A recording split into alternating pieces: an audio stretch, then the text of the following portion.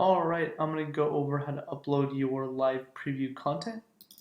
This is going to get your site up and running just like the live preview with all of the live preview content. By default, you'll notice that you won't have any pages or navigation menus set up. So this is a great way to get started fast. So let's go ahead and jump into our WordPress dashboard and get started. So let's go under Tools and Import. Under Tools and Import, we're going to import a WordPress file. So we're going to install WordPress or upload a WordPress XML file, and it prompts us for a plugin. This is from WordPress.org. So we're going to install it, and this will allow us to actually import the content. So we can either activate the plugin and run the importer, or you'll see it under plugins listed, and you can activate the plugin and then go back under Tools and Import and click WordPress. So we clicked activate and run importer. So we're just going to browse for the file. And within your download, you're going to go to under additional files.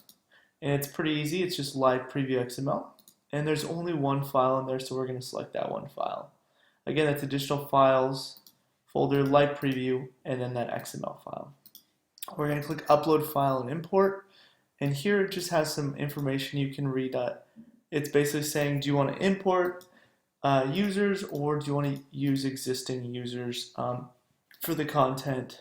The important one you want is under import attachments. Make sure this is selected, and so you download and import file attachments.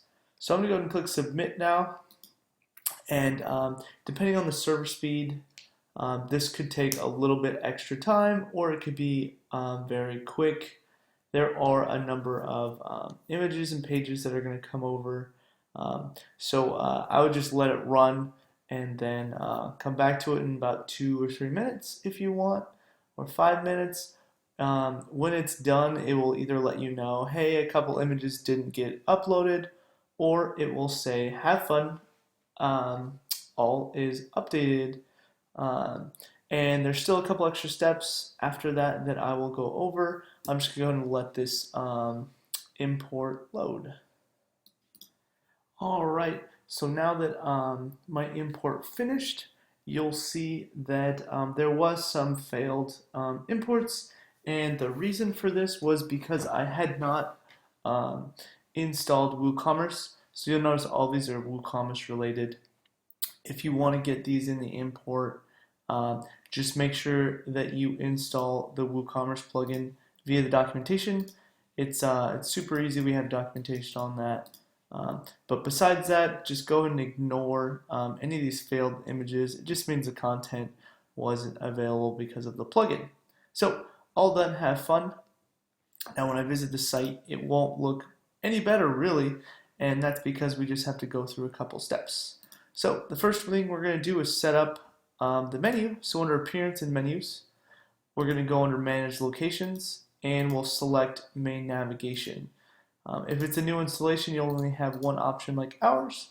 And then the next step you're going to go is under Settings and Discussion, or Settings and Reading, sorry. And you're going to adjust your front page displays to a static page. And under front page, you're going to select Home, and under post page, you're going to select Blog. Go ahead and save those changes. Now when you visit the site, you'll get a couple errors, but the site will, the other pages will be working just fine, and you'll notice you'll get sample image under all the images because some of the images are copyrighted, so we can't upload those.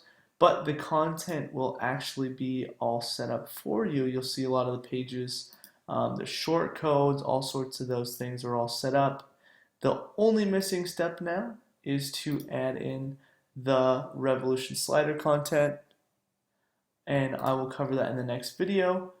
But so far so good. You've got all the pages, all the portfolio examples under here to play around with.